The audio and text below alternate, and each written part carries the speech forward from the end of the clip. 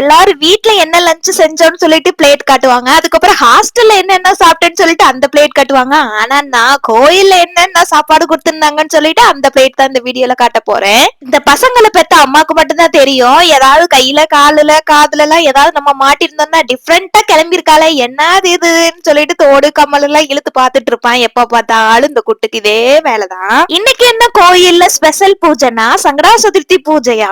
இதெல்லாம் எங்க ஊர் பக்கம் கிடையவே கிடையாது. எனக்கு இங்க வந்துதான் இப்படி எல்லாம் நடக்குமான்னு தெரியும். எங்க ஊரு தேனியில இருக்க ஆடிப்பட்டி தான். அங்கெல்லாம் இப்பெல்லாம் கிடையாதா கிடைக்கிருக்கான்னு தெரியல. தெரிஞ்சா கமெண்ட் பாக்ஸ்ல கமெண்ட் பண்ணுங்க. அப்புறம் ஒருத்தவங்களுக்கு 25th வெட்டிங் ஆனிவர்சரியா அவங்க தான் சாப்பாடு ப்ரொவைட் பண்ணிருந்தாங்க கோயில்ல.